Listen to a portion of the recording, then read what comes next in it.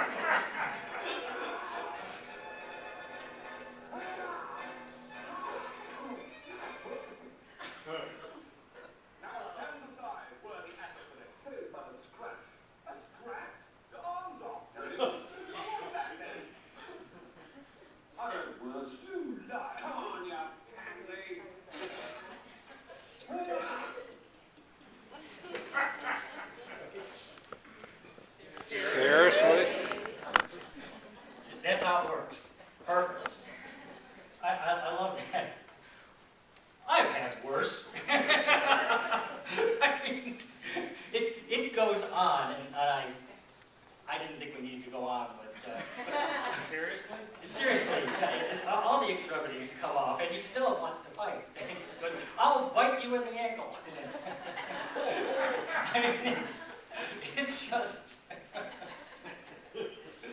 I pray I offended no one. If I did, I beg your forgiveness. Seriously. I'd like to share 3 stories with you. first started several weeks ago, when a pastor in Gainesville, Florida, threatened to burn several hundred copies of the Quran, the Islamic holy book. This was his intended response to the events that happened September 11th, 9 years ago. And it was only after numerous spiritual and political and even military leaders implored him not to do this that he called the event off. There was a cleric in Indonesia that addressed 1,000 of his followers, and he told them that had this burning of the Quran taken place, that it would have been tantamount to war. And the world took him seriously. Yes, seriously. You see, Muslims look to the Quran as the sacred word of God, to be treated with the utmost reverence and respect.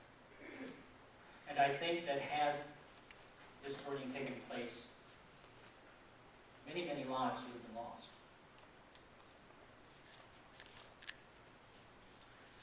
Now, those of us on this new thought path that we all share, we support and I'll say we defend the right of every person to follow the spiritual path of their own choosing. That's on one hand, that we do that. And I think I can say that almost unconditionally, as long as that, whatever faith path that is, doesn't cause immediate harm to another person.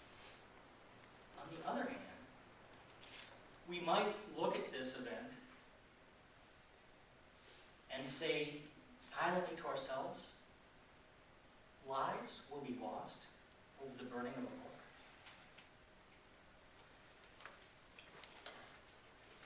This new thought path that we're on, I think, requires us to live in the midst of the paradox. Requires us to live comfortably. Calls us, doesn't require us, it calls us to find a level of comfort in the midst of apparently contradictory facts in life.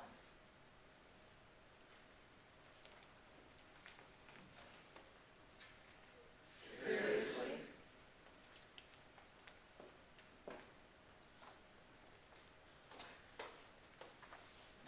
This article was published in the Cleveland Plain Dealer on August 21st of this year.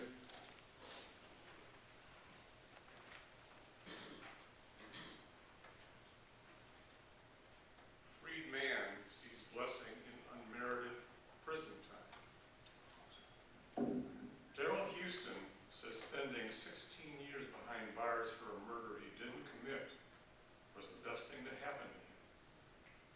He got his education, found religion, and matured into a man who appreciates life and refuses to let bitterness destroy him. I wouldn't change the experience for anything, Houston said Friday, a day after his legal odyssey ended. It might sound crazy, but it's the truth. Seriously? That's what I said. I said seriously like 2 or 3 times. First I said, wow, seriously? 16 years in prison for something he didn't do, and he wouldn't have changed the experience for anything? Then I said, seriously, this man gets it. This man gets what I do my best to teach and to live.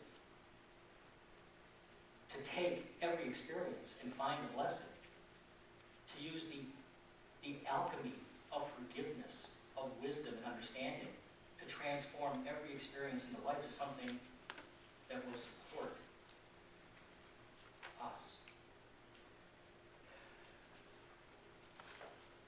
And there is the story of writer Elizabeth Tova Bailey, whose body was struck with a neurological disorder.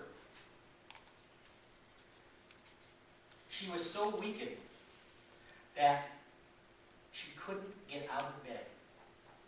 She could barely move. She didn't have the energy to read or even watch television. That was her condition. Please listen to this excerpt from her book, The Sound of a Wild Stale Eating.